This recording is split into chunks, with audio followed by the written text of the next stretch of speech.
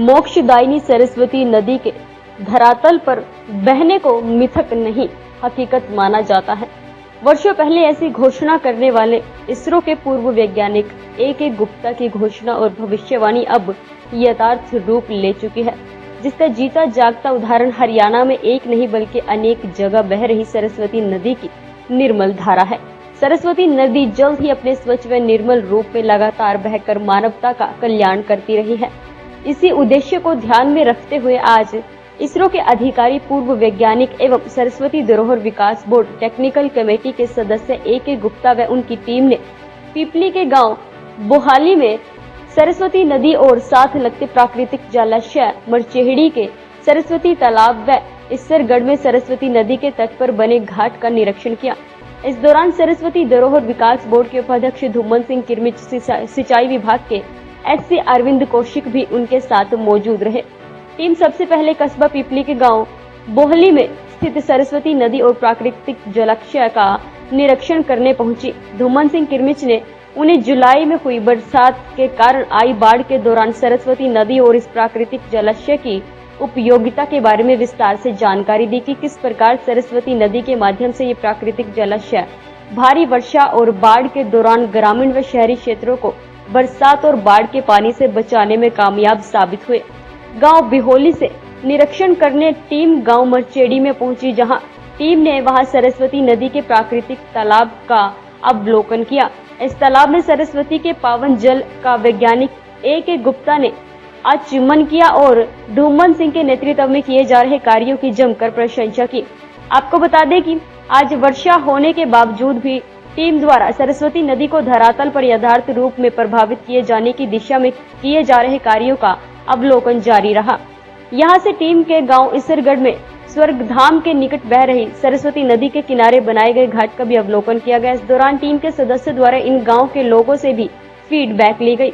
इसरो के पूर्व वैज्ञानिक ए.के. गुप्ता, जिन्होंने कई वर्ष पूर्व ही सरस्वती के धरातल पर होने को मिथक न मानकर हकीकत माने जाने की घोषणा की थी, आज उन्होंने सरस्वती नदी के उत्थान और विकास की दिशा में जारी कार्यों को देखकर काफी संतोष प्रकट किया और कहा कि आने वाले कुछ वर्षों में ही सरस्वती नदी में निर्मल और स्वच्छ जल की धारा बहेगी, जिसमें लोग स्नान कर सकेंगे और अपने धार्मिक अनुष्ठान भी।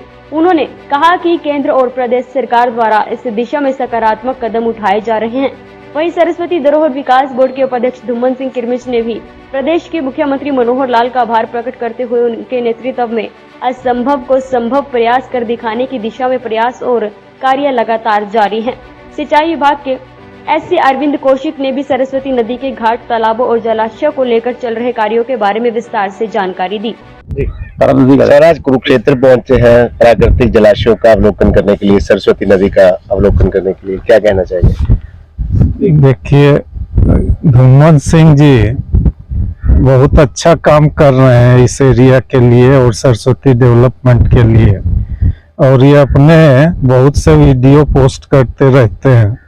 तो मुझको बहुत अंदर से अभिलाषा हुई, जिज्ञासा हुई कि फील्ड पर क्या काम हो रहा है, मैं भी चलकर देखूं। और आज मुझे यहाँ पर लाए हैं और मैं आकर इतना आनंदित महसूस कर रहा हूँ कि जो वास्तव में ये बोलते हैं मीडिया में, उससे ज्यादा काम करते हैं जमीन पर।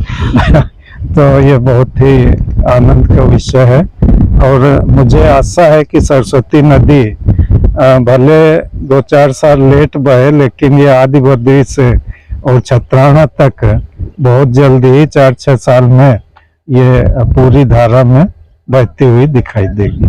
सर, अक्सर पिछले महीने जुलाई में हरियाणा में काफी बारिश हुई, मारकंडा नदी का बांध टूटा, कुरुक्षेत्र जिला के आसपास काफी बाढ़ की स्थिति हो गई थी। तो ऐसे में धूमन सिंह के प्रयासों से सरस्वती नदी का पानी ऐसे प्राकृतिक जलाशयों में के माध्यम से शहर तक जाने से बच गया और डार्क जोन से भी काफी हद तक निजात मिली। लगता है कि ऐसे मॉडल पूरे देश में अपनाए जाने चाहिए।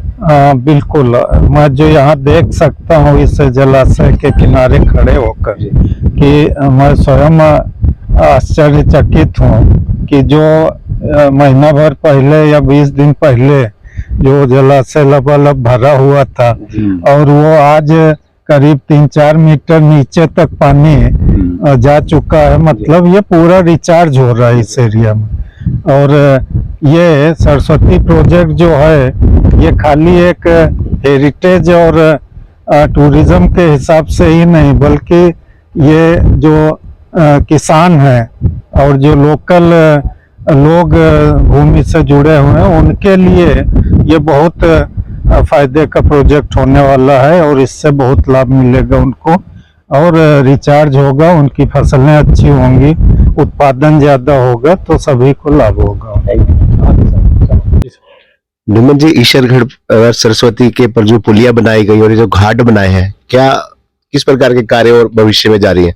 देखिए, सरस्वती जहां आदि बदरी से निकलकर हरियाणा राजस्थान से होते हुए आगे गुजरात में रण ऑफ कच्छ में गिरती है, तो उसके बीच के ट्रैक में कहीं कहीं मंदिर हैं, बहुत प्राचीन शमशान घाट हैं और बहुत से रास्ते लगते हैं। तो सरस्वती बोर्ड इस काम पर लगा है कि जहां जहां, अब जैसे ये शमशान घाट ईश्वरगढ़ का है, इसके किनारे एक घाट की आवश्यकता है कि लोग यहाँ पर आचमन भी करते हैं और जो फूल की जो प्रक्रिया होती है मृत्यु के बाद वो भी लोग सरस्वती में बहाते हैं, गंगा घाट पर लेकर नहीं जाते।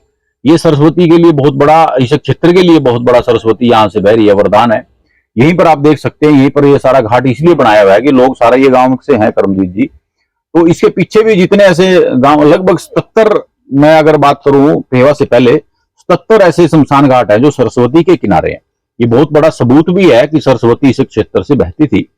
तो इनके ऊपर हम ये घाट डेवलप कर रहे हैं और जहां जहां पुल की आवश्यकता, रिक्वायरमेंट जहां जहां आ रही है, हालांकि पुल बनाने का काम हमारा डिपार्टमेंट सरस्वती बोर्ड नहीं करता, वो हम दूसरे डिपार्टमेंट से करवाते हैं, रिकमेंडेशन हमारी होती है, लेकिन वो काम हो भी जाता है।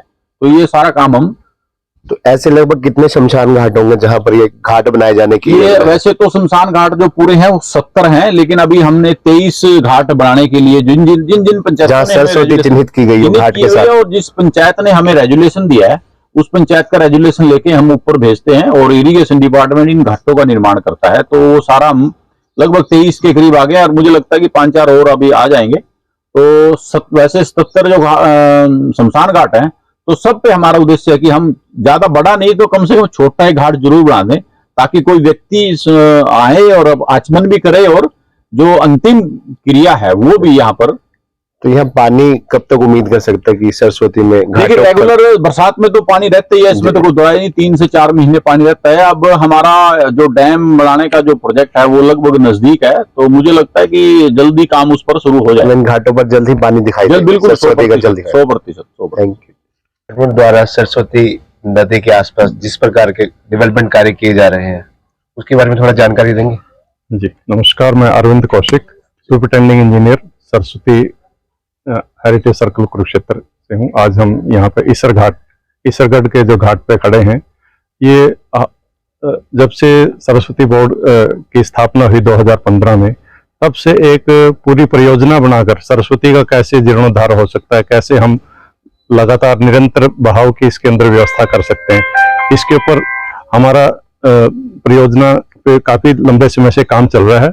और अब जो कुछ छोटे छोटे काम है धरातल पर दिखाई भी देने शुरू हो गए हैं, जहाँ पे लोगों की समस्या थी, जहाँ पे घाट के जरूरत है, कहीं पे पुलों की जरूरत है, कहीं पे सफाई की जरूरत है, वो सभी कार्य हम एक व्यवस्था के तहत और एक निरंतर गति से करते आ रहे हैं। और हमें उम्मीद है कि आने वाले 2-3 साल के अंदर ये सभी काम धरातल पर दिखाई देने शुरू हो जाएंगे और इससे सरस्वती जीर्णोद्धार में और सरस्वती के प्रति लोगों की आस्था और बढ़ेगी। और इससे जो दूसरे फायदे होने वाले हैं, वो जो इस क्षेत्र का जो भूजल है वो लगातार गिरता जा रहा है, उसको ये एक बहुत बड़ी गहन समस्या है जिसका निदान सरस्वती के पास ही है। अगर सरस्वती में बारिश का जल इकट्ठा करेंगे, ऊपर से पानी, एक्स्ट्रा पानी जितना नदियों का उससे जोड़ा जाएगा, तो हम इस समस्या से भी जल्दी निजात पा पाएंगे। धन्यवाद। मैं सरस्वती बोर्ड के चेयरमैन दुम्मन सिंह किरमचखा और अफसरों को और आप सबका स्वागत करता हूं कि मेरे गांव में बहुत अच्छा घाट बना दिया है और गांव में पुल लगा दिया है और पास के गांव में पौंड बना दिए हैं जो पानी धरती में जाके हमारे ऊपर को पानी को बढ़ा रहा है। ठीक है जी। और दूसरी बात यह है कि यहाँ पे लोग फूलों को यहाँ पे प्रोवाइड करने लगे जो हरिद्वार जाते थे, और मैं प्रधान से आग्रह करूंगा कि जहाँ पे घाट बन गए हैं उन पे सरस्वती का छोटा सा हवन कुंड बना जाए, जो लोग अपनी श्रद्धा के अनुसार अपनी पूजा पाठ भी वहाँ पे कर सके और जो क्रियाक्रम होते हैं जन्म के मृत्यु के उनको सही ढंग से कर सके। और मैं इस अपने धूमन सिंह किरमत जी का सभी को दोबारा फिर धन्यवाद करता हूँ।